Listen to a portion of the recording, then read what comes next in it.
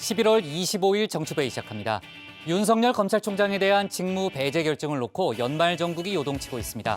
공수처와 내년 예산안 처리까지 맞물려 여야 대치가 격화될 분위기죠. 민주당은 오늘 국정조사 카드까지 꺼내들며 윤 총장의 사퇴를 압박했습니다. 이낙연 대표는 검찰의 미래를 위해서 스스로 거취를 결정해달라고 했습니다. 반면 국민의힘은 추미애 장관이 폭거를 저지르고 있다며 뒤에서 묵인하고 있는 문 대통령도 문제라고 주장했습니다. 윤석열 총장은 이르면 내일 법적 대응에 나설 걸로 보이는데요. 그의 운명을 좌우할 검사징계위원회는 다음 주쯤 소집될 걸로 보입니다. 징계위원장은 추미애 장관입니다. 미리 보는 정치부회입니다. 국회의장의 막판 중재에 따라서 조금 전 공수처장 후보 추천위원회가 다시 열렸습니다. 지금 이 시각 회의가 진행 중인데요. 어떤 결론이 나오는지 관련 속보 회의 때 전하겠습니다. 또 공수처법 개정안을 논의하기 위한 법사위 소위도 조금 전에 열렸는데 민주당은 야당의 비토권을 무력화하는 방향으로 개정을 추진 중입니다. 코로나 확산세가 이어지면서 오늘 신규 확진자가 382명을 기록했습니다. 식당, 학교, 학원, 사우나 등 다양한 일상 공간에서 집단 감염이 일어나고 있어서 통제가 쉽지 않은 상황입니다. 정세균 총리의 잇따른 만류에도 민주노총은 오늘 전국 집회를 강행했습니다.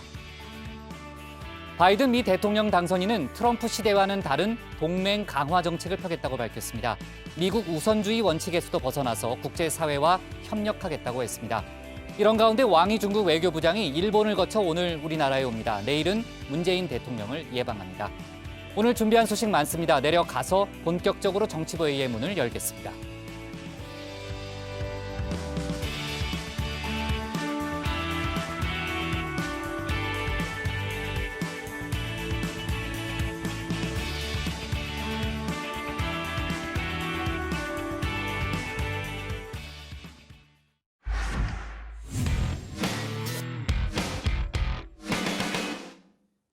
네, 어제 저희가 윤석열 검찰총장에 대한 직무배제 결정이 내려진 상황을 저희가 긴급 속보로 전했죠. 그 이후에 후폭풍이 이어지고 있고 또 여러 가지 속보가 많이 나와 있는 상황입니다. 또 대검 감찰부의 압수수색까지 좀 이뤄지고 있는 그런 상황이고 저희가 윤석열 총장 관련한 사안은요. 일단 코로나 얘기부터 하고 그다음에 이어서 얘기를 해보도록 하겠습니다. 코로나 상황도 지금 심각하죠. 신규 확진자 수가 382명. 그러니까 400명 턱 밑까지 왔습니다. 수도권은 물론 전국 일주 평균 확진자 수도 2단계 격상 기준을 넘어섰는데요. 정부는 수능이 8일 앞으로 다가온 만큼 연말 모임을 자제하고 방역 수칙을 철저히 준수해달라고 당부했습니다. 증상이 있는 수험생들은 선별진료소가 아닌 보건소에서 우선 검사를 받을 수 있습니다. 코로나 관련 소식을 신혜원 반장이 정리해봤습니다. 수도권 사회적 거리두기 2단계 이틀째인 오늘 신규 확진자 수는 400명에 육박했습니다. 382명인데요. 최다 기록으로는 2차 유행 당시 정점에 약간 미치지 못하지만 전체적인 확산 추이로 보면 사실상 2차 유행을 넘어선 훨씬 더 심각한 상황입니다.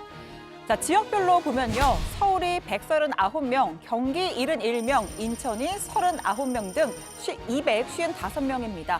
수도권 신규 확진자 수 200명대를 이어갔습니다.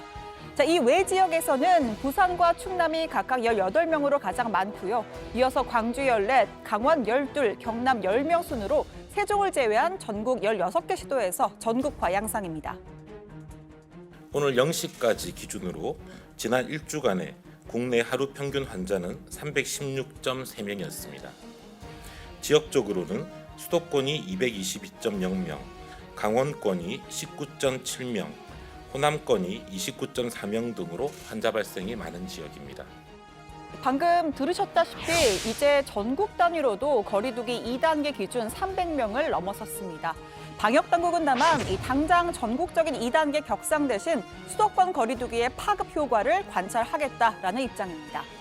또 방역당국은 어제 송구한 표현이지만 이제 2020년에 모임은 이제는 없다. 네, 모임은 없다라는 말까지 했죠. 최근 2주간 신고된 확진자 3,700여 명의 감염 경로인데 이 중 1,500명에 가까운 40.4%가 집단 감염 비율입니다. 이 집단 감염이 일어난 장소는 가족이나 지인들의 모임, 그러니까 일상 공간이 다중 이용시설보다 많았습니다. 그래서 모임을 최대한 자제하자라고 요청을 하는 겁니다. 이게 다 엄마랑 너랑 피땀으로 이뤄온 것들이야. 너 4살 때부터 지금까지 장장 15년은 너랑 엄마랑 우리 둘이 함께 이뤄온 거. 예서야, 너 이거 포기할 수 있어? 네, 다시 봐도 가슴이 좀 답답해지는 JTBC의 명작 드라마 스카이캐슬의 한 장면입니다. 예서만큼은 아닐지언정 전국의 모든 수험생들이 아주 절실한 마음으로 일주일 앞으로 다가온 수능 준비에 한창인데요. 코로나 걱정에 학교도 제대로 못 가고 또 학원도 문을 닫고 아마 올 한해 고충이 상당했을 겁니다. 어때요? 준비 잘하고 있어요? 네, 최대한 노력하고 있어요. 뭐가 제일 불안해요? 수능 때 가림막이라든지 어떻게 변수가 많으니까 마스크 쓰고 있으면 집중이 제대로 안 되기도 하고, 그리고 숨이 가끔씩 답답할 때가 있는데 벗으면 안 되니까 좀 그럴 때 답답한 것 같아요. 만약에 수능 전날 확진되면 어떨까라는 생각을 많이 하겠네요. 그때는 1년 동안 공부해온 게 다 허사되는 셈이니까 좀 많이 충격이 클 것 같아요. 네, 화이팅입니다. 자, 교육부가요 오늘 수험생 유의사항을 발표했습니다. 올해는 방역 관리를 위해서 새로운 준수사항이 추가가 됐고 필요한 경우에 수험생이 직접 조치해야 하는 사항도 있어서 내용을 명확히 숙지할 것을 당부했습니다. 관련 내용을 좀 보면요. 일단 12월 12일 예비 소집일에 시험장 건물로는 들어갈 수가 없고요.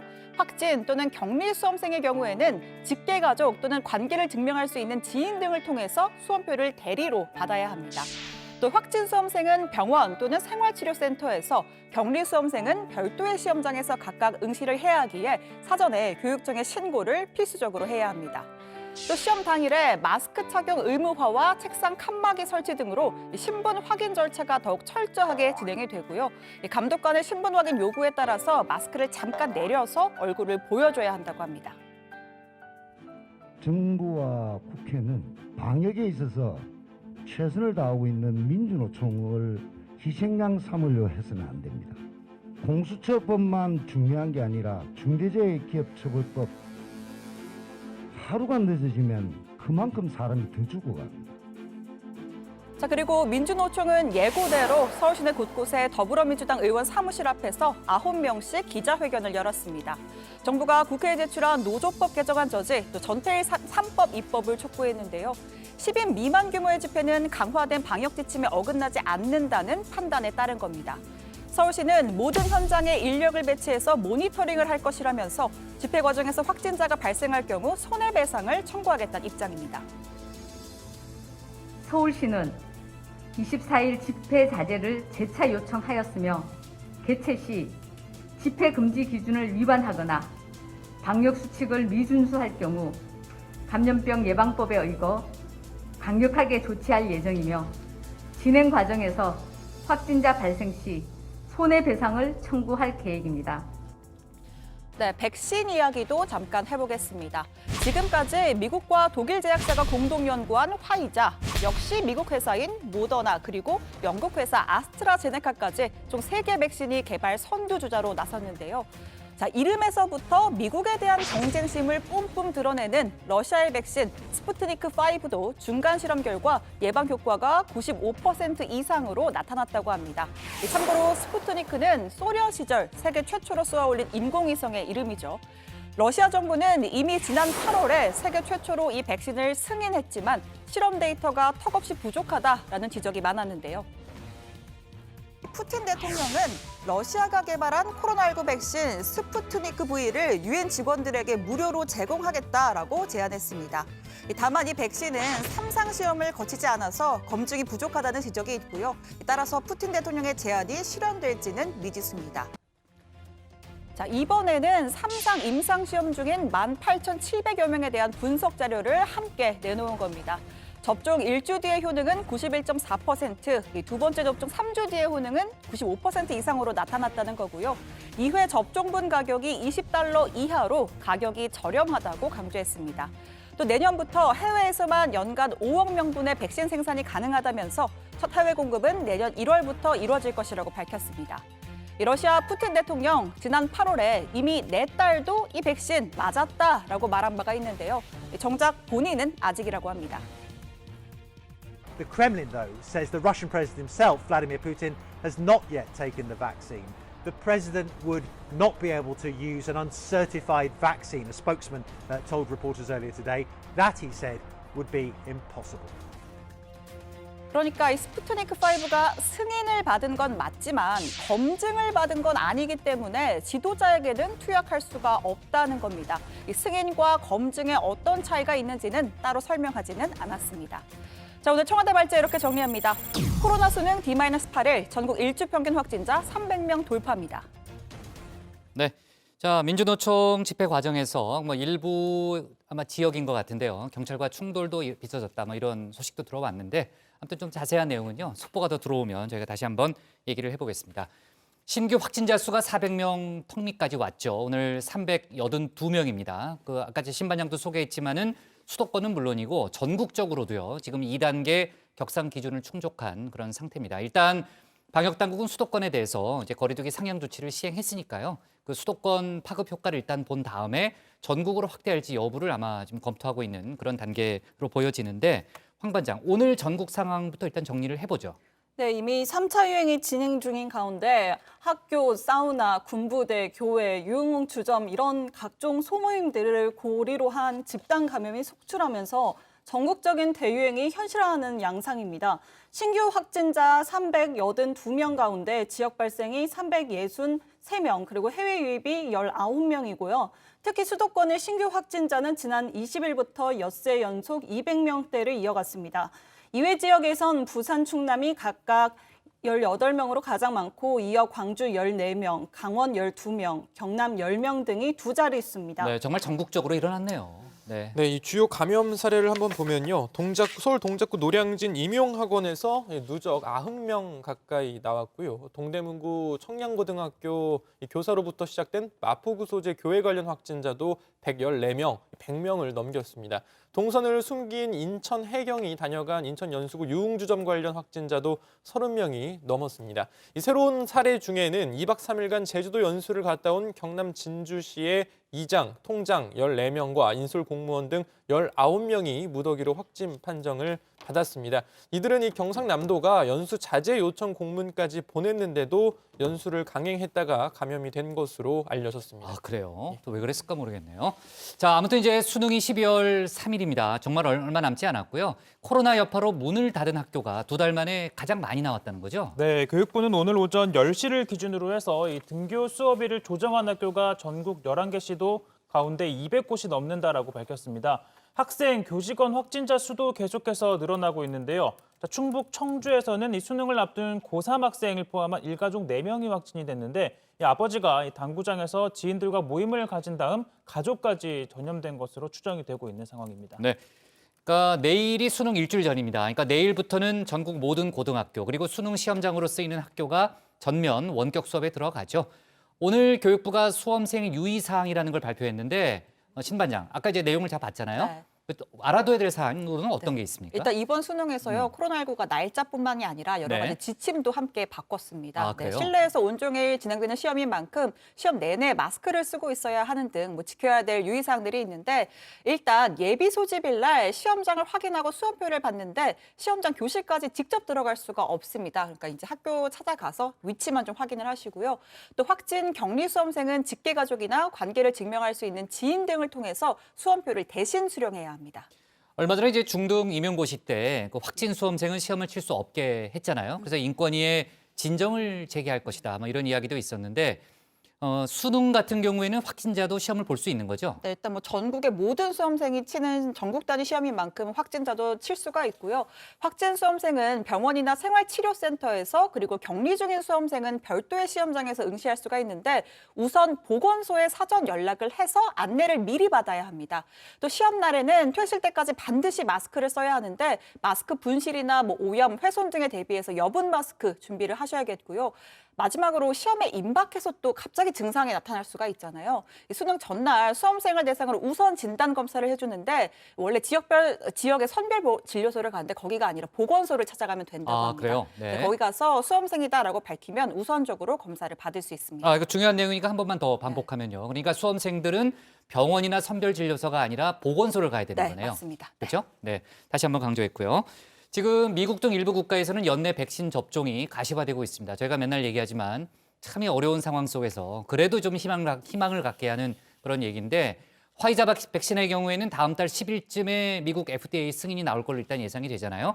미국에서는 곧바로 접종을 하겠다는 그런 입장인 거죠? 네, 그렇습니다. FDA 승인이 떨어진 직후부터 배포 작업을 시작하겠다는 건데요. 앨릭스 에이자 미국 보건복지부 장관은 총 64개 관할구역, 그러니까 미국 50개 주와 미국 영인 괌, 푸에르토리코 등지에 하루 만에 이제 배포를 마치고 이틀 내에 최우선 순위 집단 중 하나인 요양시설 입소자들에게 백신을 집중할 거라고 밝혔습니다. If all goes well, we could be distributing vaccine soon after December 10th. As General Perna has shared, we believe we can distribute vaccine to all 64 jurisdictions within 24 hours of FDA authorization. Then, we hope administration can begin as soon as the product arrives. 네, 이런 가운데 미국 질병통제예방센터 CDC가 이 코로나19 감염이 의심될 때의 격리 기간을 기존의 14일에서 7일에서 10일 정도로 줄일 수 있다. 이런 보도가 나왔는데요. 자, 여기에는 코로나 검사 후에 음성 판정을 받았을 때라는 전제가 깔려 있긴 합니다.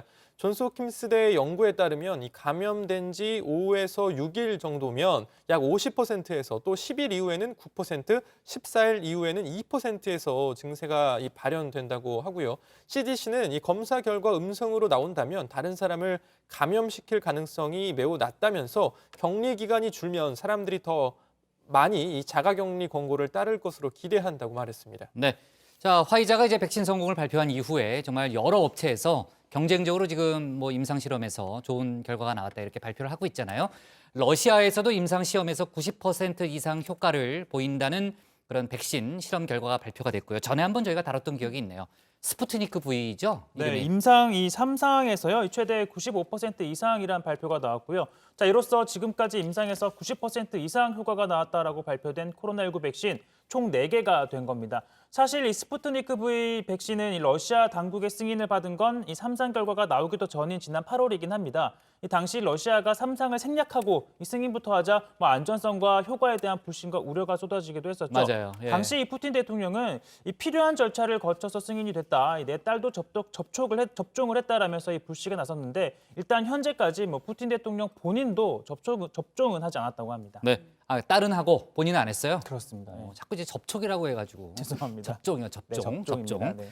자, 우리나라가 이제 코로나 시대에 살기 좋은 나라 순위에서요, 신반장 4위에 올랐다면서요? 예, 공신력 있는 국제 기구라고는 할 수 없고 아니에요? 그래도 네. 꽤 큰 언론사 블룸버그 통신의 보도입니다. 블룸버그 통신이면 큰 언론이죠. 그렇죠. 네, 어쨌든 좀 소개를 해드리면 이 블룸버그 통신이 코로나19 회복 순위를 발표하면서 경제 규모가 2천억 달러, 그러니까 220조 원이 좀 넘는 그 이상의 53개의 나라를 대상으로 지난 한 달간 인구당 확진자와 사망자 수, 또 백신 공급 계약 체결 건수, 검사 역량, 이동 제한 정도 등 10개 지표를 평가해서 매긴 순위인데요. 우리나라가 82.3점, 코로나19 검사와 역학조사를 효과적으로 실시했다라는 점에서 높은 점수를 받아 4위에 올랐습니다.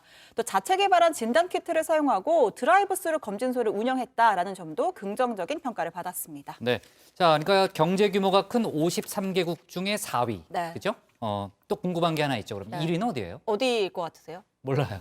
저희가 보도를 이미 많이 했었는데 처음에 3월 달에서부터 아예 이제 해외 유입 차단했던 뉴질랜드? 국가 그렇습니다. 뉴질랜드예요? 뉴질랜드인데 뉴질랜드가 85.4점으로 1위를 차지했습니다. 뉴질랜드가 코로나19의 첫 사망자가 발생하기 전인 지난 3월 달부터 봉쇄 조치 취행했고요. 관광산업 의존도가 높은데도 국경을 빠르게 통제했다라고 분석을 했습니다. 또 미국 제약사 화이자와 이 독일 바이오엔테크가 함께 개발한 백신을 공급하기로 한 점도 반영이 됐고요. 그리고 요 순위는 일단 전해드리면 2위가 일본입니다. 네, 일본 그래요? 같은 그건 좀 이해가 안 경우에는 되는데요? 사실 최근에 들어서 좀 확진자가 많이 네. 나오고 있는데 네. 블룸버그 통신의 평가에 따르면 과거 결핵 발생을 추정하는 보건 시스템을 이용해서 코로나 확진자를 신속하게 추적했다라고 했고 또 국민들이 앞장서서 마스크를 착용하고 붐비는 장소를 피했다라는 점에 높은 점수를 줬다고 했습니다. 또 전체 인구가 1억 2천만 명이 넘지만 코로나 중증 환자가 300명대에 불과하다라고 분석을 했고요. 3위는 대만입니다. 네. 갑자기 좀 이상해지네. 아베마스까지도 기억나는데. 아무튼 그 블룸버그 통신 뭐 절대적인 평가 기준은 아니지만 그 10개 지표로 이제 평가한 결과 우리나라가 그래도 높은 순위를 기록했다. 하위권에는 대부분 유럽 선진국들이 포진을 네. 해 있어서 지금 뭐 2차, 3차 대유행 거의 뭐 좀 네. 번지고 있는 그런 상황이잖아요. 네. 좋습니다. 오늘 청와대 발제는요. 이렇게 정리하겠습니다. 코로나 수능 D-8 전국 일주 평균 확진자 300명 돌파로 제목을 잡겠습니다. 다음은 최종혁 반장의 발제를 들어보겠습니다.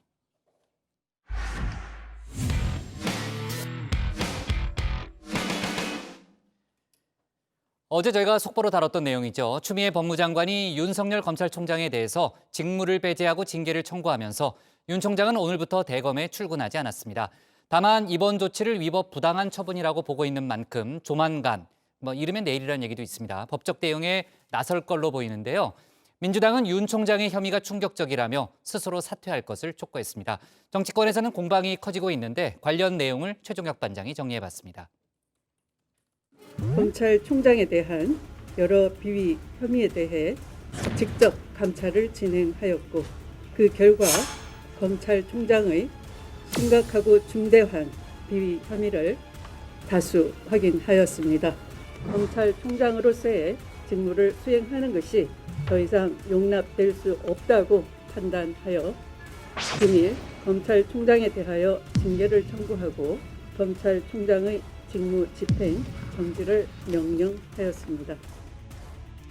네, 들으신 것처럼 검찰총장에 대해 징계를 청구하고 또 직무에서 배제하는 그야말로 초유의 상황이 벌어진 건데요.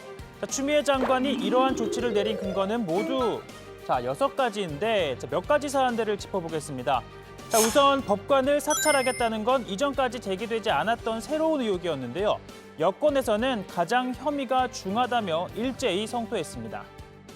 윤 총장의 혐의는 충격적입니다. 가장 충격적인 것은 판사 사찰입니다. 행정부 소속인 검찰이 사법부를 불법적으로 사찰했다는 것을 도대체 어떻게 용납할 수 있겠습니까? 법의 보루인 검찰이 이런 낡은 불법 사찰 행위를 했다는 것 자체가 심각하고 충격적입니다. 자, 추미애 장관이 밝힌 바에 따르면요, 이 대검이 청와대의 울산시장 선거 개입과 조국 전 장관 등 사건을 맡은 판사들에 대한 이 개인정보 또 성향 자료를 수집하고 또 활용을 했다는 건데요. 자, 하지만 대검 측은 이 공소 유지를 돕기 위한 참고 자료에 불과하다라고 반박했습니다. 게다가 이미 온라인에 공개된 내용들이고 이 과거 판결을 검색하는 건 업무상 당연한 과정이라고도 했는데요. 다만 한 가지 무리 야기 법관에 해당하는지를 알아본 건 논란의 소지가 있어 보입니다. 자, 일부 명단이 언론을 통해 공개되긴 했지만 과거 검찰이 수사 과정에서 확보한 자료를 활용한 것이라면 부적절할 수도 있다는 겁니다.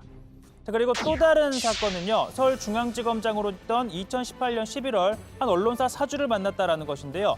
자, 추미애 장관은 국정농단의 스모킹건이었던 태블릿 PC 조작설 사건의 관계자를 만나 검사윤리 감령을 위반했다라고 주장을 한 겁니다. 자, 대검 측은 이 사건과 관련한 대화는 전혀 없었고 그 당시 여러 사람이 함께 있었다라고 밝혔는데요. 특히나 당시 문무일검찰총장에게 보고를 했기 때문에 행동강령 위반으로도 볼 수 없다는 입장입니다. 참고로 중앙지검장이던 윤석열 총장을 곧바로 검찰총장으로 발탁한 청와대 이렇게 밝힌 바 있습니다. 윤석열 후보자는 검사로 재직하는 동안 부정부패를 척결해왔고 권력의 외압에 흔들리지 않는 강직함을 보여줬습니다. 특히 서울중앙지검장으로서 탁월한 지도력과 개혁 의지로 국정농단과 적폐청산 수사를 성공적으로 이끌어 검찰 내부뿐만 아니라 국민들의 두터운 신망을 받아왔습니다. 바로 이 태블릿 PC가 촉발한 국정농단 사건을 성공적으로 이끌었다라고 평가를 했죠. 자, 하지만 추미애 장관은요, 이 태블릿 PC 조작설을 문제 삼은 이 사건에서 해당 만남이 공정성을 훼손할 우려가 있는 부적절한 교류를 하여 자, 이렇게 표현을 했습니다. 그러나 이미 국가수는 태블릿 PC는 조작되지 않았다라고 판단을 했고 사법부의 결론도 내려진 상황입니다. 자, 국민의힘은 추미애 장관의 이번 조치에 대해 헌정사와 법조계의 흑역사로 남을 개탄스러운 일이라고 비판했는데요. 자, 징계 사유에 대해서도 사유 같지 않은 사유를 들어 윤 총장을 쫓아내려고 전 정권이 총동원된 사태라고 주장했습니다. 검찰의 미래를 위해서 스스로 고치를 결정해 주기 바랍니다. 자신의 고치를 현명하게 결단하기 바랍니다. 조폭의 집단 폭행이 생각납니다. 막장도 이런 막장이 없는 것 같습니다. 갑질, 집단 폭행, 막무가내로 일국의 검찰총장을 쫓아내려는 이 정권의 폭거와 행태를 용납하지 않을 것입니다. 청와대는 문재인 대통령이 추 장관의 결정을 발표 직전에 보고를 받았고 별도의 언급은 없었다라고 밝혔는데요. 자, 박주민 민주당 의원은 이 법무부 장관이 자신의 권한을 행사한 것이다라고 강조하면서 이 대통령이 용인한 것이냐라는 이야기는 할 필요가 없다라고 밝혔습니다. 다만 대통령이 보고를 받고도 이 추미애 장관의 조치를 말리지 않은 건 사실상 취지에 동의한다라는 뜻으로 해석이 되죠. 다만 국민의힘은 이 같은 초유의 상황 속에서 대통령이 침묵하는 건 이해가 되지 않는다라고 했습니다. 자, 하태경 의원은요. 대통령의 침묵은 곧 추 장관의 만행을 도와 윤 총장을 함께 쫓아내려는 것이다라면서 이 대통령이 떳떳하면 추 장관을 경질하고 윤 총장 손을 들어줘야 한다라고 요구했습니다. 또 법사위 소속인 유상범 의원, 이 대통령이 사실상 승인을 해놓고도 이렇게 아무런 입장을 표명하지 않고 있는 건 이러한 이유 때문 아니겠냐라고 말합니다. 그거 개그 아닌가 싶습니다. 기계 절차에 잘 응하는 것이 맞다든지 아니면 부적절하든지 대통령으로서 지휘하는 사람으로서 책임지는 멘트가 있어야 되는데 보고만 받았다. 그럼 대통령께서는 아무것도 안 했다는 의미로 해석해달라는 얘기인가요? 책임을 져야 될 분이 정작 가장 중요한 부분에서는 말을 아끼시는 게 많이 적절한지 모르겠습니다. 저희가 대통령께서 당연히 책임질 부분을 책임 안 지는 행위로 보인다. 자, 윤석열 총장은 오늘부터 수사 지휘는 물론이고 일반적인 행정 업무도 할 수 없게 됐습니다. 자, 윤 총장 법적 대응을 예고했죠. 직무배제 취소 소송과 집행정지 신청 등이 예상되는데 만일 법원이 집행정지 신청에 대해 인용 결정을 내린다면 검찰총장 업무에 복귀할 수 있습니다. 자, 일단 그 전까지는 총장의 빈자리, 이 조남관 대검 차장검사가 맡게 되는데요. 자, 윤 총장보다는 한 기수 아래로 이러한 이력을 갖고 있습니다. 조남관 대검 차장검사 이분도요 문재인 대통령 민정수석 비서실장 2번 보좌했고 노무현 정권의 청와대 사정비서관실 특감반장을 했어요. 이분도 지금 초고속 승진하고 동부지검장, 법무부검찰국장, 대검 차장검사. 자, 지난 7월 고검장으로 승진해 검찰 2인자로 꼽히는 대검 차장에 오른 다음 오늘부터는 총장 권한 대행을 또 맡게 된 겁니다. 자, 조 차장은 이 초유의 상황에서 이 검찰총장 권한 대행으로서 어깨가 무겁고 매우 안타깝다. 주어진 소임을 묵묵하게 수행하겠다라고 했습니다. 그러면서 갈라진 검찰 조직을 검찰개혁의 대의 아래 하루빨리 추스르겠다라고 밝혔는데요. 자, 일단 검찰 내부 게시판에는 이번 추 장관의 조치에 대한 반발의 목소리가 잇따르는 등 소위 검란 조짐도 보이고 있습니다. 자, 오늘 발제 이렇게 정리합니다. 이낙연, 윤석열 혐의 충격적, 스스로 거치 정하라. 주호영, 여권의 집단 폭행, 대통령이 더 문제입니다. 네. 자, 앞서 이제 그 신반장 발제에서 저희가 지금 코로나 상황 심각하다는 얘기를 했잖아요. 오늘 신규 확진자가 이제 382명이라고 얘기를 했고요. 이제 400명 턱 밑이라고 일단 얘기를 했는데 이제 지금 막 들어온 이제 속보를 보니까요. 연천군에 그 신병교육대가 있는 모양인데 그 신병교육대에 있는 훈련병 55명이 이제 무더기로 확진됐다는 그런 속보가 들어왔고요. 훈련병이니까 훈련을 받고 있잖아요, 그죠? 어디 외부에 나가는 건 아니고 그렇기 때문에 그 뭐 다른 지역에 이동은 없고 그 아마 내부에만 있었던 상태입니다. 그러나 이제 접촉자들이 더 있을 수 있기 때문에 지금 이제 검사가 이제 진행되고 있는 추가 검사가 진행되고 있는 그런 상황으로 보입니다. 자, 윤 총장 얘기를 좀 해볼게요. 어제 저희가 이제 속보를 다뤘고 오늘 하루 사이에도 이제 많은 얘기가 좀 있었습니다. 어제 저희가 이제 그 추미애 법무장관의 발표까지 이제 정치부에서 다뤘고. 제가 이제 화장을 지우고 화장한다는 건 비밀인가? 네, 화장을 지우고 올라갔더니 그 다음에 윤석열 총장의 입장문이 바로 나왔어요. 그러니까 30분 안에 그 입장문이 나왔고 이제 법적으로 대응하겠다는 그런 입장이었고 어제 조치에 따라서 윤석열 총장은 오늘 대검에 아예 출근 자체를 안 한 거죠? 네, 맞습니다. 윤 총장은 추미애 장관이 직무배제 명령을 내린 직후부터 총장직을 수행할 수 없게 됐고 출근 의무도 없습니다. 이에 따라 당분간 조남관 차장검사가 검찰총장 직무 대행을 맡게 됩니다. 윤 총장은 추 장관이 지적한 비위 혐의를 모두 인정할 수 없다는 입장인데요. 개인 변호인을 선임 중인 걸로 알려졌고 이르면 오늘 중에도 법정 대응에 나설 걸로 보입니다. 추 장관의 직무배제 처분 취소를 요구하는 행정소송을 제기할 걸로도 예상되고요. 동시에 본안 소송의 결과가 나올 때까지 직무배제 명령에 대한 효력을 정지해 줄 것을 요구하는 집행정지도 신청할 가능성이 큽니다. 그리고 법원이 이를 받아들이면 본안 소송의 결과가 나올 때까지 직무배제 명령의 효력이 중단되기 때문에 다시 총장 직무를 수행할 수 있게 됩니다. 네, 그러니까 이제 본안 소송과 가처분 신청을 같이 할 가능성이 높고 일단 가처분이 받아들여지면은 다시 일단 출근을 할 거라는 그런 얘기잖아요.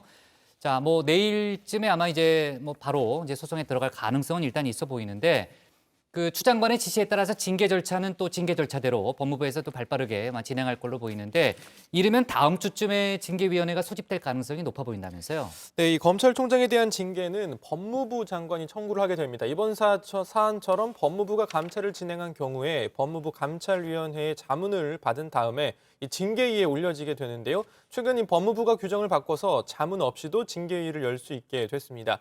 징계위는 위원장을 포함해서 7명의 위원으로 구성이 되는데요. 위원장은 장관이 맡고 나머지 6명은 법무부 차관과 또 장관이 지명하는 검사 2명, 변호사, 법학교수 그리고 학식과 경험이 풍부한 사람 각 1명씩을 장관이 위촉을 하게 됩니다. 다만 징계를 청구한 사람은 사건 심의에 관여하지 못하도록 돼 있기 때문에 추미애 장관은 징계위원 6명 중에 위원장 직무 대리를 지정할 것으로 예상이 됩니다. 징계에는 해임과 면직, 정직, 감봉, 견책이 있는데요. 출석위원 과반수의 찬성으로 의결을 하게 되고요. 감봉 이상이 결정되면 장관의 제청으로 대통령이 집행을 하게 됩니다. 물론 불문 결정, 그러니까 징계 처분을 하지 않기로 결정할 수도 있고요. 아예 뭐 징계 사유가 없다 이렇게 의결할 가능성도 있습니다. 네, 조금 전에 이제 고 반장이 설명했지만은 징계위원회가 열리면 징계위원장은 추미애 법무장관이 맡는 거잖아요, 그죠? 그리고 그 위원도 사실상 법무장관이 추천하는 사람들도 이루어지는 이제 그런 구조가 되는 거고요. 사실 이제 이낙연 대표가 아니고 일단 추미애 장관과 윤석열 총장 간의 갈등이 상당히 오래 지속이 돼 왔고 민주당에서는 이제 총장의 임기가 있기 때문에 예전에는 조금 이제 우회적으로 이제 표현을 많이 했는데 최근에는 그냥 아예 직접적으로 윤석열 총장의 사퇴를 촉구하는 그런 목소리가 이어지고 있습니다. 이낙연 대표 같은 경우에는 오늘 검찰의 미래를 위해서 스스로 거취를 결정해달라 이런 얘기를 했고요. 그러니까 그만두라는 그런 아주 직접적인 표현인데 지금 그 민주당 쪽에서는 국정조사까지 추진할 수 있다. 이런 카드를 꺼내든 상태죠. 네, 그렇습니다. 민주당은 윤석열 총장이 감찰 과정에서 대면 조사를 거부해놓고 법적 대응을 운운하는 건 모순이라면서 징계 절차에 임하라라고 촉구했습니다. 또 혐의가 사실이라면 단순한 징계 처분으로 끝날 사안이 아니라면서 국정조사, 특별수사로 진상을 철저히 밝혀야 한다라고 요구를 했는데요. 특히 민주당은 법무부가 밝힌 윤 총장의 혐의 가운데 가장 충격적인 건 판사 사찰이라고 지적했습니다. 김태년 원내대표는 박근혜 정부가 국정농단과 사법농단으로 탄핵되고 출범한 문재인 정부에서 불법 사찰은 절대 용납할 수 없는 국기문란이자 중대 범죄라고 주장했습니다. 주요 사건 담당 판사의 성향과 사적 정보 등을 수집하고 그것을 유포하는 데 대검이 중심적 역할을 했다고 합니다. 그것은 조직적 사찰의 의심을 받기에 충분합니다. 시대착오적이고 위험천만한 일이 검찰 내부에 여전히 잔존하는지 그 진상을 규명하고 뿌리를 뽑아야겠습니다. 법무부의 규명과 병행해 국회에서 국정조사를 추진하는 방안을 당에서 검토해 주시기 바랍니다. 네, 자 이낙연 대표의 발언 들어봤고요. 추 장관이 재판부 사찰이라고 주장한 보고서를 직접 작성한 검사가 입장을 냈습니다. 해당 업무는 정상적인 것이었다는 그런 내용이죠. 네, 올 2월 당시 대검 수사정보 이 담당관으로 이 해당 보고서를 직접 작성한 성상욱 고양지청 부장검사가 반박의 글을 올린 건데요. 자, 일선 공판부장은 이 공판검사들에게 담당 재판부의 재판 진행 방식이나 선고 경향을 파악 또 숙지해서 공소 유지에 만전을 기하라고 지시한다면서 이 같은 맥락에서 주요 사건 재판부 현황 자료를 작성해 반부패 강력부와 이 공공수사부에 각각 전달을 했다라고 밝혔습니다. 이 보고서 내용 또한 법조인 대관, 언론 기사, 포털 사이트와 소위 구글 검색을 통해서 검색한 자료를 토대로 했다며 뒷조사, 그러니까 사찰을 통해서 해당 자료를 만든 것처럼 오해되고 있지만 전혀 사실이 아니라고 주장을 했고요.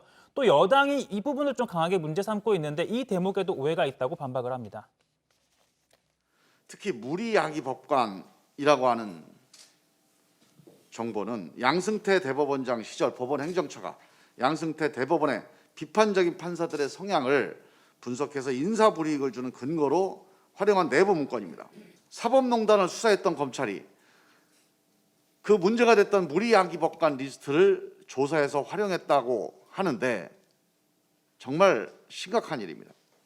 만일 이게 사실이라면 수사관이 절도범의 작물을 뺏어서 업무 추진비로 갖다 쓴 것과 같은 일입니다. 자, 추 장관이 어제 이 내용을 설명을 하면서 울산시장 선거 개입 및 조국 전 장관 관련 사건을 맡은 재판부 판사에 대해 이를 확인한 것처럼 설명을 했었는데요. 자, 그런데 이 보고서를 작성한 성 검사는 이 해당 재판을 담당한 김모 판사가 아니라 이 사법행정권 남용 사건 중 한 사건을 담당하는 재판부 구성원 가운데 한 판사가 이 양승태 대법원장 시절 작성된 이 무리야기 법관 리스트에 포함되어 있다는 것을 적은 것이었다고 설명했습니다. 그러니까 피해 당사자가 이 재판을 맡은 것으로 볼 여지도 있기 때문에 이 재판 결과의 공정성 문제도 제기될 수 있어서 참고하라는 취지였다. 이렇게 또 입장을 내놨습니다. 네. 자, 하지만 법관 사찰 의혹 관련해서요. 추미애 장관이 추가 감찰을 지시했습니다. 그리고 대검 감찰부에서 고반장 압수수색도 진행했죠? 네, 추미애 장관은 윤석열 총장이 수사정보정책관실을 통해 이 위법, 부당한 업무 수행을 지시했는지 추가로 감찰하라 이렇게 지시를 했는데요. 자, 그리고 윤석열 총장에 대한 직무가 정지된 지 하루 만인 오늘 대검 감찰부가 수사정보정책관실을 압수수색했습니다. 대검 감찰부는 수사정보정책관실에서 언제부터 판사와 관련된 신상 문건을 작성했는지 파악하고 있는데요. 특히나 주요 사건 판사와 관련된 문건을 작성한 것이 윤석열 총장 지시에 의한 것인지 조사 중인 것으로 알려졌습니다. 네. 자, 국민의힘 아까 이제 민주당의 입장 들어봤고요. 국민의힘은 추미애 장관이 법치를 유린하고 있다 이렇게 주장을 했고 결국은 아까 이제 주호영 원내대표 그 발언 중에 집단 폭행 이런 표현까지 있더라고요. 그죠? 네, 그렇습니다. 주호영 국민의힘 원내대표는 우리 헌정사나 법조사의 흑역사로 남을 개탄스러운 일이라며 막장도 이런 막장이 없다고 했는데요.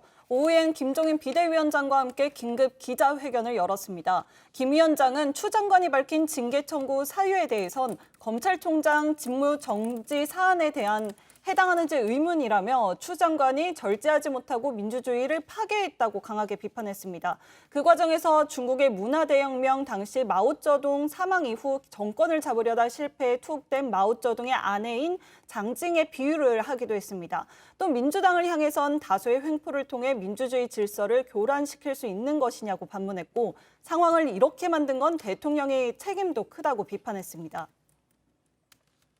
이 추미애 장관의 최근의 행동을 볼 것 같으면 마치 중국의 문화혁명 당시에 강청이의 얼굴이 연상이 됩니다. 과연 저와 같은 행위를 통해 가지고서 무엇을 추구하려고 하는 건지 잘 납득이 가지 않습니다. 그 정도의 상황을 갖다 가지고서 직무정지를 할 바에는 인사권자인 대통령께서 검찰총장에 대한 해임도 할 수 있는 그러한 권한을 가지고 계신데 어찌 이러한 사태를 낳게 해서 참 나라의 꼴이 아주 우습게 보이는 그런 상황을 만들고 말았습니다. 네. 자, 지금 야당 같은 경우에요. 추미애 장관에 대한 비판을 넘어서 문재인 대통령이 왜 침묵하고 있느냐, 묵인하고 있다 이런 주장을 펴고 있죠. 네, 그렇습니다. 주호영 원내대표는 추 장관의 폭거도 문제지만 뒤에서 묵인하고 있는 문재인 대통령이 훨씬 더 문제다라고 주장했습니다. 정진석 의원은 참 비겁한 대통령이라는 표현도 썼는데요. 정 의원은 살아있는 권력을 엄정하게 수사하라고 윤석열을 검찰총장에 임명한 분이 권력을 향한 검찰의 수사망이 좁혀오자 검찰을 마비시키기 위해서 윤석열을 꽁꽁 묶어버렸다라고도 주장했습니다. 유승민 전 의원도 헌정사상 초유의 충격적인 사태가 터져도 대통령은 또 숨어서 아무 말이 없다. 이건 나라도 아니다라고 주장을 했고요. 다만 민주당 박주민 의원은 장관이 법에 따라서 자신의 권한을 행사한 것이라면서 대통령이 하지 말라고 이야기하는 것이 더 이상할 수 있다라고 주장했습니다. 네. 자, 아까 이제 이낙연 대표의 발언도 들어봤지만 이낙연 대표의 발언이 점점 이제 강해지고 있죠. 이제 윤 총장 빨리 물러나야 한다는 그런 취지고 또 김종민 의원 등이 강경 발언을 주도하고 있는데 이게 이제 민주당의 전반적인 목소리이긴 하지만 또 여당 내에서도 윤 총장에 대한 징계를 청구할 만한 사안이냐 이렇게 문제 제기를 하는 목소리가 일부 있는데 대표적인 인물이 조홍천 의원이라고 보면 되는 거죠. 네, 오늘 뭐 직접 관련해서 입장을 냈는데 조 의원은요. 추미애 장관의 결정을 두고 돌아오지 못할 다리를 건너고야 말았다라고 뭐 비유를 했습니다. 말씀하신 것처럼 앞서 들었던 여권의 기류에 좀 정면으로 반하는 주장을 낸 건데 헌정사상 초유의 검찰총장 직무배제 및 징계 청구를 할 만한 일인지 또 지금이 이럴 때인지 묻지 않을 수 없다며 추미애 장관을 뭐 직접적으로 저격하기도 했습니다. 자, 그러면서 이 모든 게 검찰 개혁에 부합하는 것인가 라면서 뭐 잠시 뒤에 나와보겠지만 공수처를 출범시키고 또 윤석열을 배제하면 형사사법의 정의가 바로 서는 것이냐라고 반문을 하기도 했는데요. 자신도 이 검찰 개혁 행보에 동의는 하지만 현재 여권의 이 같은 태도는 좀 적절치 않아 보인다라고 합니다. 자, 조 의원은 그동안 뭐 금태섭 전 의원에 대한 징계 등 뭐 당내 주요 현안에 대해서 소신 발언을 종종 내놨었는데 이번 주장에 대해서도 자신에 대한 비판은 뭐 달게 감수하겠다라는 입장을 내놨습니다. 네. 자, 그리고 이제 조금 전에 들어온 속보를 보니까요. 대검 소속 검찰 연구관들이 조금 전에 법무부 장관의 직무집행 정지 처분이 위법 부당하다는 내용의 아마 집단 성명을 그 검찰 내부 통신망에 올린 모양입니다. 그래서 지금 사법연수원 34기 이하 평검사들의 회의를 거쳐서 이 같은 의견이 모아졌다고 하고요. 대검 연구관들의 뭐 이런 성명이 이제 검찰 전반적으로 더 번질지 아니면은 그냥 대검 연구관들의 의견으로만 그칠지는 저희가 이후 상황을 좀 지켜봐야 되겠네요.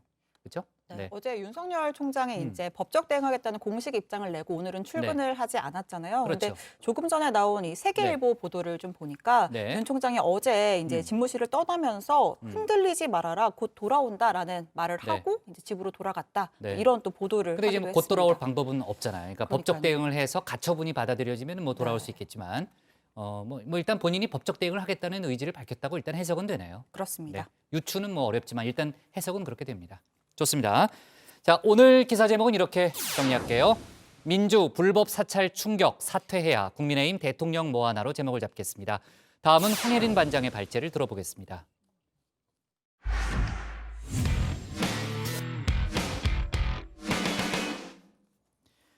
지금 이 시각 국회에서는 공수처장 후보 추천위원회 4차 회의가 진행 중입니다. 동시에 야당의 비토권에 제약을 주는 공수처법 개정안 심사 소위도 이뤄지고 있죠.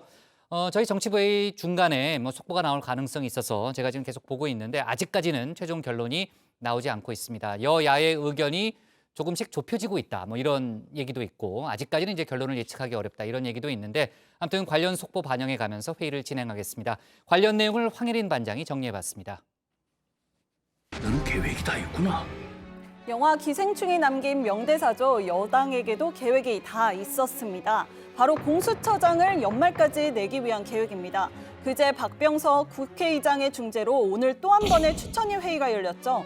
그런데 여당이 같은 날에 공수처법 개정안을 심사하는 소위 일정을 잡은 겁니다.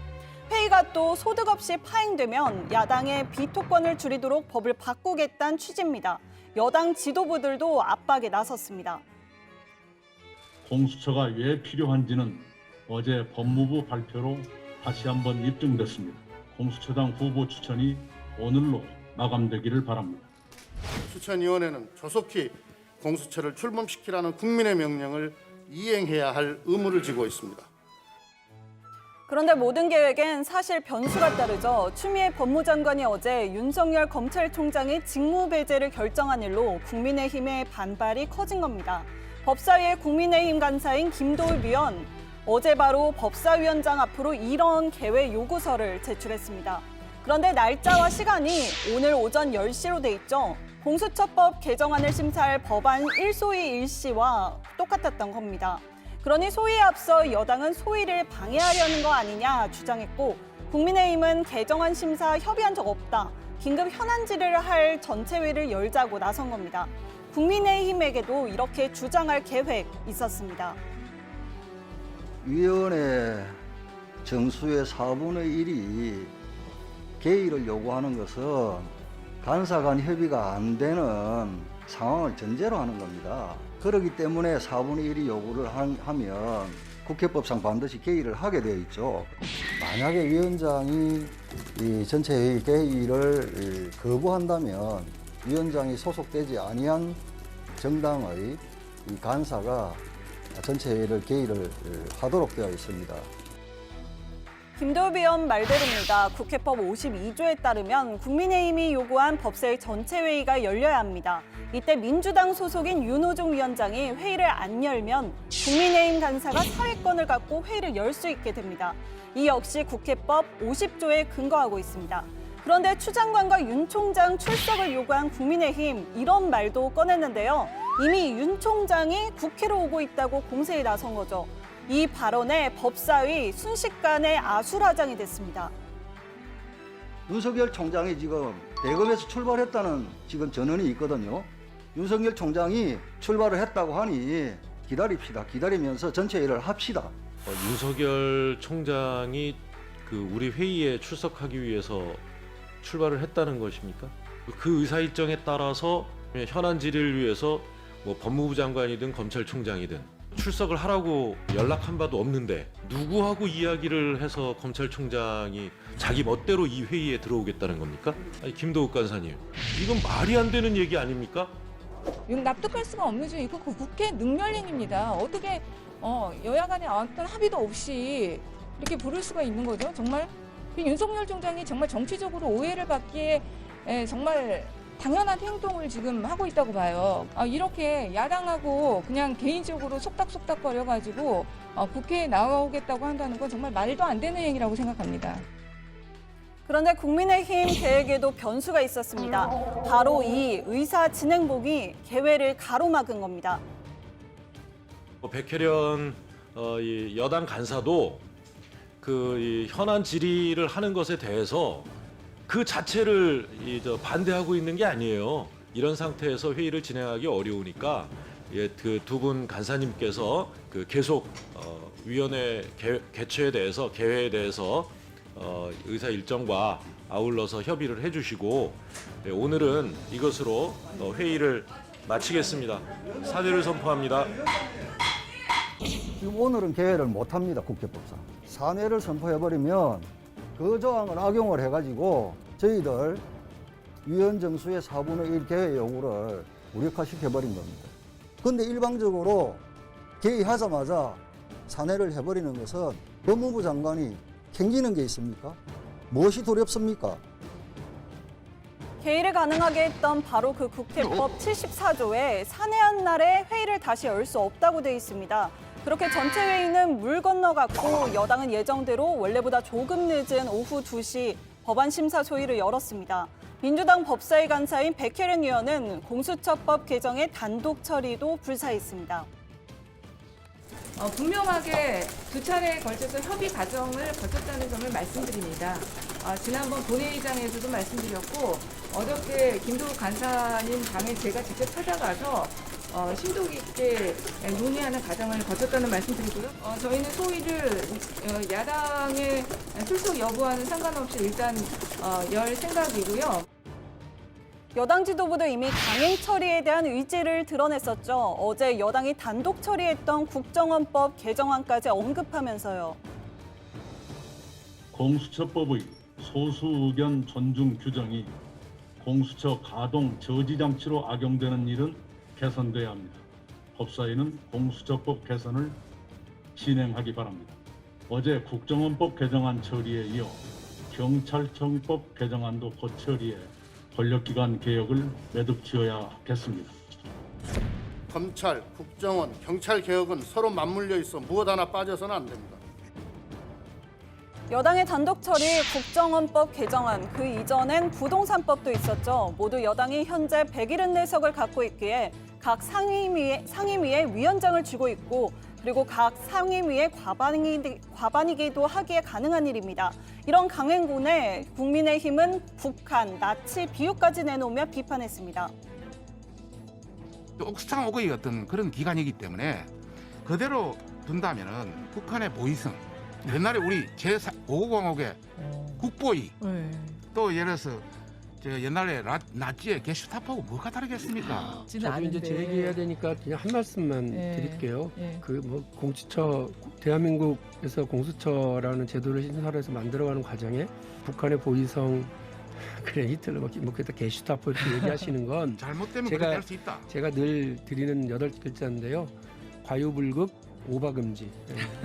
그래서 그 너무 지나치게 그렇게 비판하시면 오히려 그 역작용만 벌어집니다. 예. 지금 주미해 보면 알지 저도 제 얘기하죠 이제. 국민의힘에서만 비판하는 건 아닙니다. 공수처를 처리한 사개특위위원장이었던 이상민 민주당 의원 어제 야당의 비토권을 무력화는 바람직하지 않다며 개정이 적절하지 않다고 했는데요. 오늘은 조응천 민주당 의원도 이렇게 우려 목소리를 냈습니다. 민주당의 안전장치라고 한 비토권을 이제 와서 무력화하려는 개정을 하려 한다고 말이죠. 공수처법 개정안이 뭐길래 해야 한다, 안 된다 이야기가 많을까 궁금하시겠죠? 소위에 직접 들어가는 민주당 소속 법사위원인 김남국 위원에게 쟁점을 직접 전화해서 들어봤습니다. 계속 나오는 얘기긴 하지만요. 주요 쟁점은 후보 추천을 의결하는 정족수를 3분의 2, 7명 중 5명으로 줄이자는 겁니다. 그래야 2명의 야당 추천위원회 반대에도 나머지의 동의로 후보가 나올 수 있게 된다는 겁니다. 이외의 쟁점은 안에 들어가서 자세히 얘기하겠습니다. 추천위 회의에서 후보가 나오면 모두 해결되는 일 아니냐 싶지만 회의적인 목소리가 나옵니다. 야당 추천위원 1명은 참석은 예정이지만 심정적으로는 윤석열 징계권에 항의하는 차원에서 출석을 거부하고 싶다는 문자를 기자들에게 보내기도 했습니다. 저는 직접 여당 추천위와 통화를 해봤는데요. 야당 추천위원들이 또 후보들의 정치적 성향을 검증하려는 시도들이 있었다는 분위기를 들었습니다.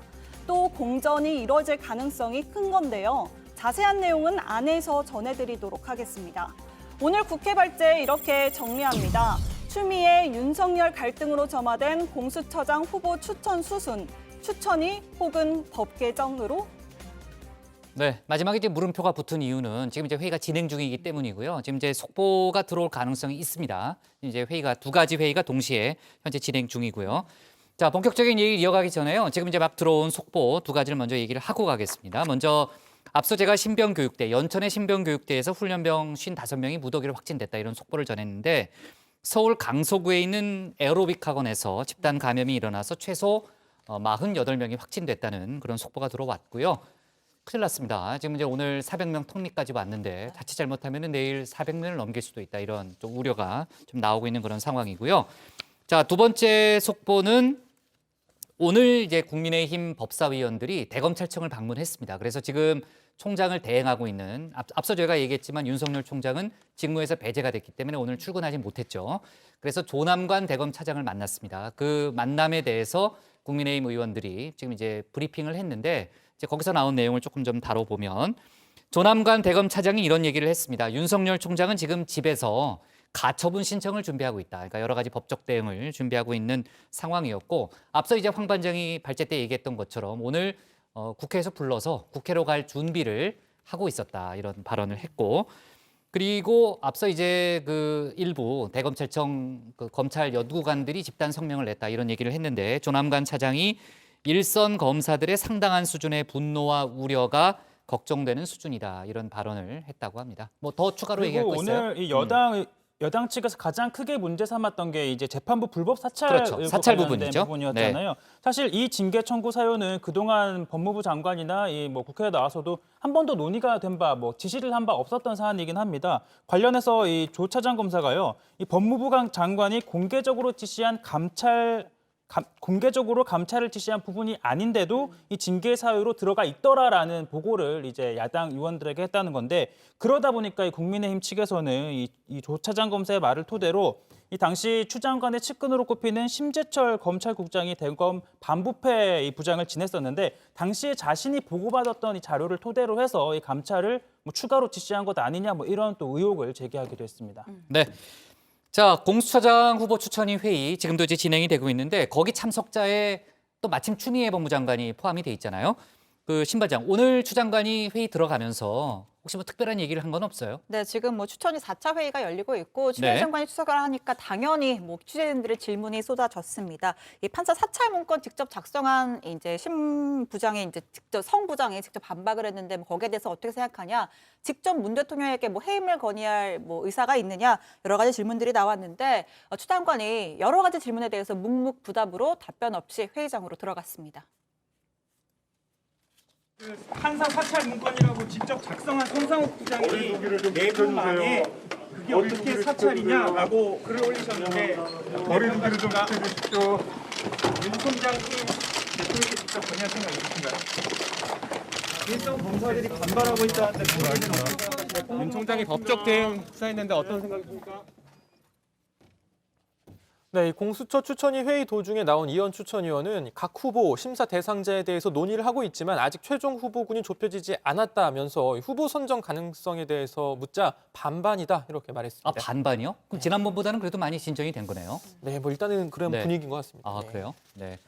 네, 이렇게 시작된 추천이 중요한 건 후보를 내는 일이겠죠. 앞서 그렇죠. 발제 때도 이미 말씀을 드리긴 했는데 한 여당 추천위원과 제가 직접 통화를 했었는데요.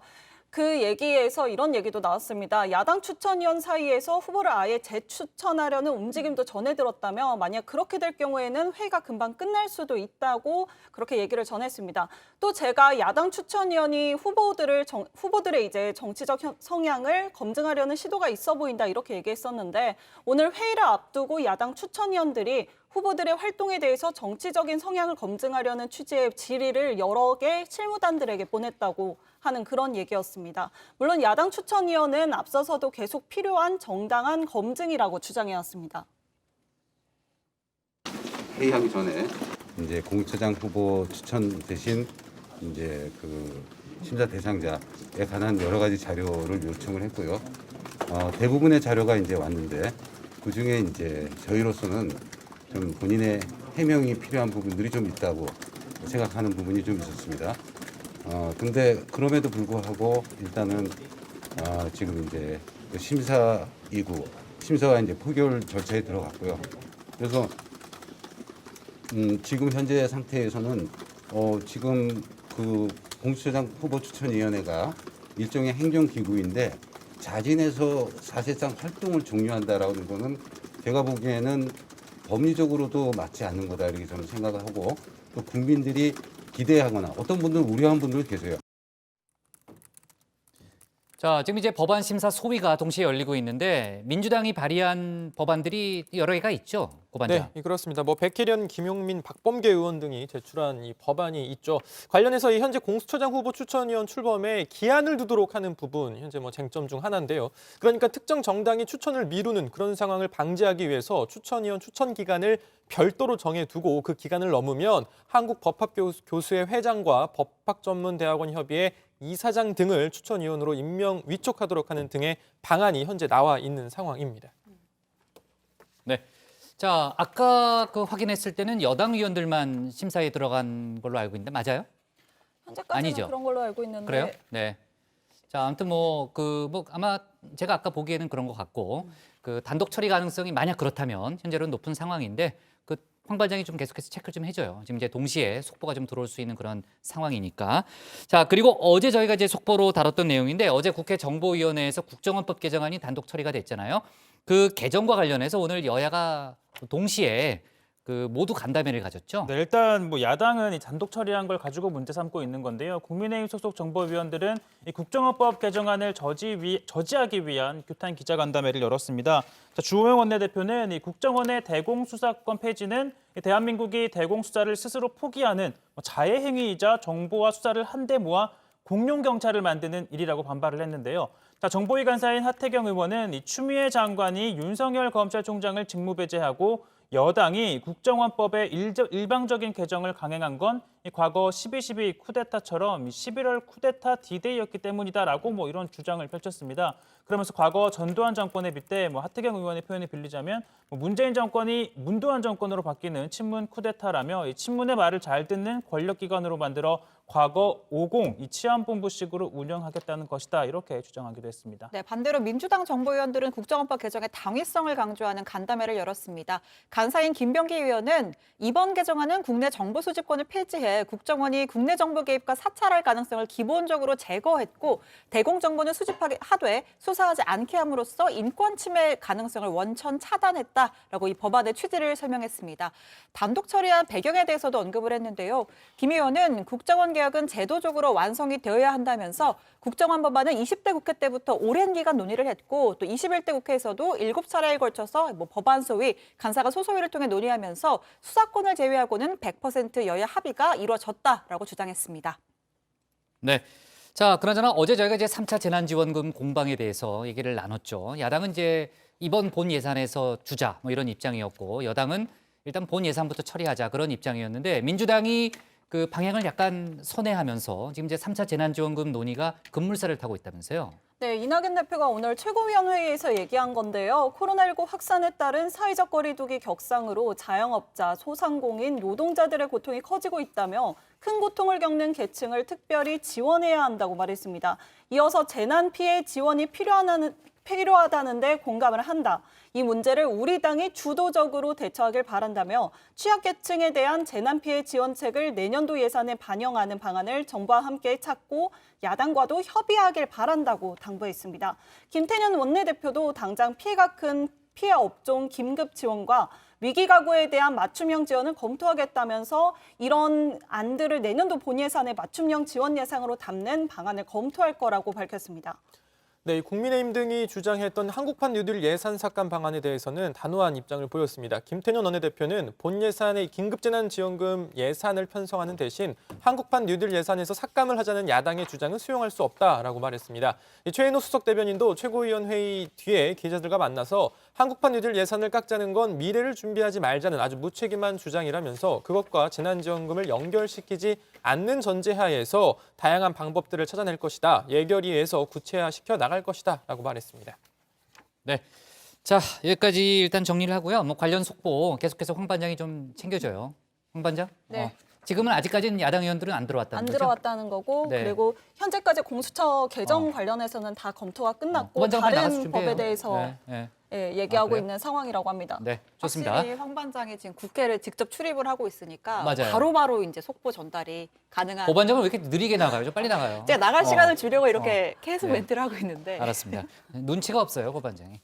좋습니다. 국회 발제 이렇게 정리하겠습니다. 공수처장 후보 추천이 재가동, 민주 추천이 혹은 법 개정으로 제목을 잡겠습니다. 다음은 고석승 반장의 발제를 들어보겠습니다.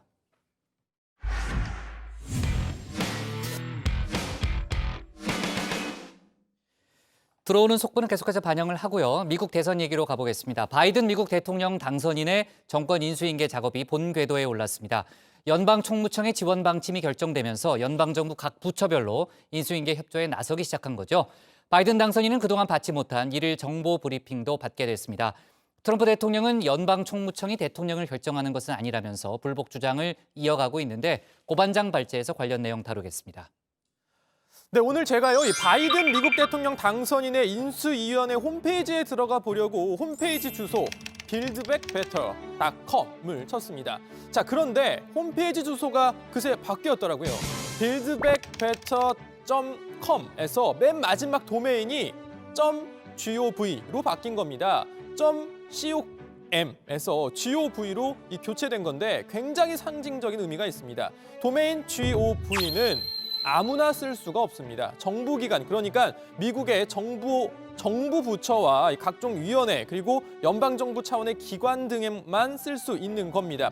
바이든 당선인의 인수위 홈페이지 주소가 gov로 바뀌었다는 건 사실상 인수위가 정부 공식 기관으로 가동되기 시작했다는 의미나 다름없습니다. 자, 바이든 당선인의 인수위가 본격 가동에 들어간 셈입니다.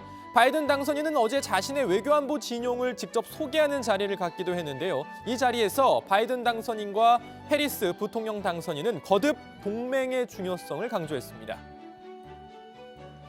Ready to confront our adversaries and not reject our allies. Ready to stand up for our values. They embody my core beliefs that America is strongest when it works with its allies. We will need to reassemble and renew America's alliances, rebuild and strengthen the national security and foreign policy institutions that keep us safe and advance our nation's interests. 네, 유엔 주재 미국 대사로 지명된 린다 토마스 그린필드 전 국무부 아프리카 담당 차관보는 소감을 밝히면서 미국이 돌아왔다고 외쳤습니다. I want to say to you, America is back. Multilateralism is back. Diplomacy is back. 네, 미국이 돌아왔다. 아메리카 이즈 백. 자, 바이든 정부의 핵심 키워드나 다름없죠. 영국 주간지 이코노미스트 이번 주 표지에 실린 그림 어제 잠깐 소개했었는데요. 보면 볼수록 바이든 정부의 외교안보 정책 기조를 상징적으로 보여주는 것 같습니다. 전 세계의 주요 동맹과 함께 각종 도전과 문제를 해결해 나가겠다, 뭐 그런 의지 말이죠. 자, 그리고 어제도 전해드렸지만 가장 주목을 받고 있는 인사는 아무래도 국무장관으로 지명된 토니 블링컨인데요. 블링컨의 소감도 잠깐 들어보죠. I nominate Tony Blinken. He's one of the better prepared for this job. No one's better prepared, in my view. Strengthening America's alliance and positions in the Asia-Pacific, guiding our responses to the global refugee crisis with compassion and determination. Now, we have to proceed with equal measures of humility and confidence. Humility because, as the President-elect said, we can't solve all of the world's problems alone. We need to be working with other countries. We need their cooperation. We need their partnership. But also confidence, because America, at its best, still has a greater ability than any other country on earth to bring others together to meet the challenges of our time. 네, 차기 정부 국무장관 지명자의 소감을 들었는데요. 현직 국무장관 폼페이오 국무장관은 바이든 당선인의 외교안보 진용을 이렇게 평가했습니다. I know some of these folks they took a very different view. They lived in a bit of a fantasy world. But multilateralism for the sake of hanging out with your buddies at a cool cocktail party, that's not in the best interest of the United States of America. We work. 네, 바이든 정부의 외교안보 인선에 대해 박한 평가를 내놓은 폼페이오 장관, 정권 인수인계 지원에 대해서는 이렇게 말했습니다. Today we began the process to see what GSA's decision was, and we'll do everything that's required by law. We'll make this work. 네, 코로나19 백신 관련 브리핑을 가진 알렉스 에이자 미국 보건장관은 정권 인수인계와 관련해서 좀 더 구체적인 언급을 내놨습니다. Was last night in communication with the Biden transition team. We are immediately getting them all of the pre-prepared transition briefing materials. We will ensure coordinated briefings with them to ensure they're getting whatever information that they feel they need. 네, 미국 국방부도 별도의 성명을 내고 국방부 인수인계 TF는 바이든 인수위원회 측과의 모든 연락을 마련하고 조율할 것이다. 국민의 기대와 국가 안보에 대한 우리의 약속에 이익이 되도록 전문적이고 질서 있고 효과적인 방식으로 지원을 제공할 준비가 됐다라고 밝혔습니다. 자, 정권 인수인계가 본궤도에 오르는 듯한 모양새인데요. 트럼프 대통령은 트위터에 이런 글을 남겼습니다. 연방 총무청은 훌륭했고 에밀리 머피 총무청장도 자신의 업무를 잘했지만 연방 총무청이 미국의 차기 대통령이 누가 될지를 결정하지 않는다는 것을 기억해야 합니다. 네, 이걸 어떻게 해석해야 할까요? 그러니까 정권 인수인계 작업에 대한 협조는 뭐 하겠지만 여전히 대선은 끝나지 않았다. 선거는 부정했고 나는 계속 싸우겠다. 뭐 이런 의미 아닐까요? 자, 그리고 트럼프 대통령은 어제 깜짝 기자회견을 자청하기도 했는데요. 무슨 말을 할지 관심이 집중됐는데 이런 내용이었습니다. The stock market's just broken 30,000. Never been broken, that number. That's a sacred number, 30,000. Nobody thought they'd ever see it. And I just want to congratulate all the people within the administration that worked so hard. 네, 자, 그리고 이 소식 전하지 않을 수 없는 그런 소식이죠. BTS 방탄소년단이 마침내 미국 그래미상 후보에 올랐습니다. BTS가 워낙 상을 많이 받다 보니까 또 상 받는 이야기야? 뭐 이렇게 생각하시는 분들도 있을지 모르겠습니다만 그래미상은 정말 남다른 의미가 있죠. 자, BTS가 전 세계에서 엄청난 인기를 얻었지만 그동안 그래미상은 이 BTS에게 문을 열어주지 않았었는데요. 지난해 BTS가 이 그래미 후보에서 제외되자 미국 음악계 내부에서도 그래미가 시대에 뒤처졌다, 너무 보수적이다 이런 비판이 거셌습니다. 자, BTS는 최근 인터뷰에서 그래미상 무대에 서고 싶다는 뜻을 밝히기도 했습니다. 컴백할 수 없는 유일한 곳 그래미에서 컴백을 하고 싶다 이런 이제 포부를 밝힌 거죠. 나 좀 불러주십시오. Call us. We're ready. 네, 그리고 이번에 마침내 그래미상 베스트 팝 듀오 그룹 퍼포먼스 부분 후보로 지명이 된 겁니다. 자, 그래미상 시상식은 내년 1월 31일인데요. 좋은 소식 기대해 보겠습니다. 미국 대선 이야기 등은 들어가서 좀 더 해보고요. 일단 오늘 발제 이렇게 정리합니다. 바이든 외교안보 인선 발표, 미국이 돌아왔다 다자주의 강조. 네, 제가 아마 정치부 회의 중에 속보가 나올 것 같다 그러는데 속보가 나왔습니다. 공수처장 후보 추천위원회가 조금 전에 끝났습니다. 아까 이제 반반이라고 했는데 소득 없이 끝났어요. 그래서 오늘 이제 반반이라는 거는 혹시 이제 합의에 이룰 수도 있다는 그런 의미고 지난번 회의보다는 조금 진전된 결론이 나올 수 있다는 기대감을 갖게 했는데 이제 소득 없이 종료가 됐습니다. 그 변협 회장이 밖에 나와서 오늘 회의 분위기를 전했는데요.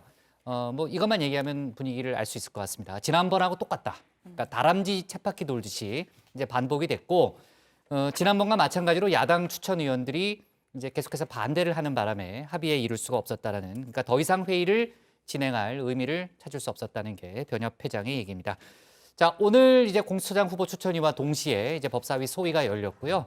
그리고 이제 민주당 입장에서는 이제 만약에 이제 추천위원회에서 결론이 안 나오면 이제 공수처법을 개정해서 야당의 비토권을 무력화한 뒤에 이제 공수처법을 개정하고 그다음에 이제 연내 공수처를 출범시키겠다는 그런 계획을 공언해 왔기 때문에 아마 내일부터 민주당의 또 이제 공수처 관련 드라이브가 이어질 걸로 보입니다. 자, 아무튼 뭐 회의 끝나기 전에 속보가 나와서 다행이고요. 관련된 이후 상황은 저희가 내일 정치부회의에서 다루도록 하겠습니다.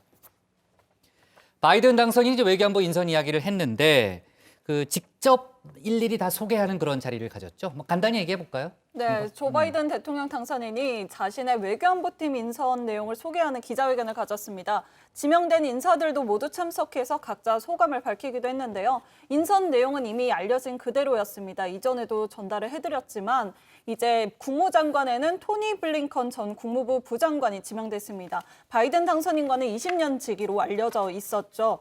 그리고 그 외에도 에브릴 헤인스 전 중앙정보국 CIA 부국장은 미국 모든 정보기관을 관리하는 국가정보국 국장에 지명됐습니다. 만약 이렇게 예정대로 에브릴 헤인스가 국가정보국장으로 취임하게 된다면 여성 최초였죠. 네. 이 정도로 간단하게 정리를 네. 한번 해봤습니다. 간단하지 않았어요. 좀 굉장히 길게 등장하는 사람이 했어요. 많은데 너무 간단하게 정리한 거 아니 아니에요? 이 정도면은 굉장히 길게 한 건데. 고 반장이 좀 이어서 좀 추가로 설명할까요? 예, 네. 당황스러워서 일단 뭐 국무장관 못지않게 중요한 자리인 백악관 국가안보보좌관에는요 블링컨과 마찬가지로 오바마 정부 당시 이 바이든 부통령의 안보보좌관을 지낸 제이크 설리번이 낙점이 됐습니다. 자, 그리고 2004년 미국 민주당 대선 후보였고요. 또 국무장관을 역임하기도 한 민주당 내 거물급 인사죠. 존 케리 상원 의원은요 기후변화 특사로 활동을 하게 됐습니다. 이 기후변화 문제는 바이든 당선인이 핵심 과제로 꼽은 문제이기도 했는데요. 앞으로 이 기후변화 문제를 국가안보에 상응하는 중요 의제로 보겠다는 의지가 담긴 인사로 풀이가 됩니다. 또 국토안보 장관에는 오바마 정부 당시 국토안보부 부장관을 지낸 라틴계인 이 알레한드로 마요르카스가 지명이 됐습니다. 네. 자, 하나만 더 얘기를 해볼게요. 바이든 당선인과 지명자들 얘기를 들어보니까요. 트럼프 대통령의 미국 우선주의 외교 노선을 폐기하겠다는 그런 내용이죠. 저도 간단하게 할 거니까 언제 네. 끝날지 유의해서 알았습니다. 들어주세요. 네. 일단 뭐 공개적으로 트럼프 외교정책 기조 폐기한다 선언을 한 건 아니지만 동맹보건 또 다자주의 외교정책 추진 등을 강조를 하면서 사실상 트럼프 이전으로 돌아가겠다라는 뜻을 분명히 했습니다. 아까 고반장 발제에서도 보셨는데 유엔 주재 미국 대사로 발탁이 된 린다 토머스 그린필드는 미국이 돌아왔다, America is back이라고 했죠. 다자주의 외교로 돌아왔다라고 말하기도 했습니다. 네. 자, 그리고 아까도 잠깐 얘기했지만은 이제 왕이 외교부장 일본을 거쳐서 오늘 우리나라에 옵니다. 내일 문재인 대통령을 예방할 그런 계획이고요. 그 관련한 얘기는 저희가 또 내일 또 추가로 다뤄야 되겠네요. 그죠? 또 문 대통령과 어떤 좀 얘기가 오가는지 관련한 얘기를 해보겠습니다. 자, 그리고 앞서 저희가 이제 윤석열 검찰총장의 직무 배제 이후에 여러 가지 이제 후폭풍과 관련된 얘기를 했는데 아까 이제 대검 차장이 윤석열 총장이 집에서 지금 이제 법적 대응을 준비 중이다 이런 얘기까지 했죠. 아무튼 상황이 상당히 급박하게 돌아가고 있는 그런 분위기고요. 오늘 뉴스룸에서 긴급 토론을 하기로 했습니다. 지금 사안이 이제 워낙 복잡하기 때문에 저희가 좀 차분히 이걸 좀 짚어보는 그런 시간이 필요한데요. 초유의 검찰총장 직무 배제라는 주제로 오늘 이제 긴급 토론을 가질 예정이고요. 국회 법사위 소속이죠. 민주당 박주민 의원 그리고 검사 출신 국민의힘 박형수 의원이 출연해서 이제 윤석열 총장의 직무 배제를 어떻게 봐야 하는지 열띤 토론을 벌일 예정입니다. 많은 시청 부탁드리고요. 좋습니다. 이제 야당 제목 정리할게요. 예. 네, 오늘 못한 얘기 내일 좀 마저 합시다. 예. 네, 충격받지 말고. 자, 오늘 기사 제목은 이렇게 정리할게요. 바이든 외교안보 인선 발표, 미국이 돌아왔다. 다자주의 강조로 제목을 잡겠습니다. 아이고.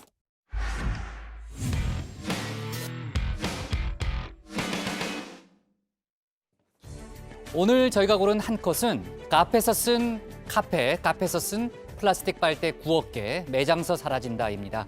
발음이 조금 어려운데요. 카페와 패스트푸드점에 비치된 플라스틱 빨대, 앞으로는 보기가 힘들어집니다. 고객 요청 시에는 별도로 제공이 되는데요. 정부와 민간이 협약을 체결해 일회용품을 줄이기로 약속했기 때문입니다. 환경부에 따르면 지난해 기준 19개사의 플라스틱 빨대 사용량은 약 9억 개인데요. 올해는 코로나 영향으로 더 늘어날 걸로 보입니다.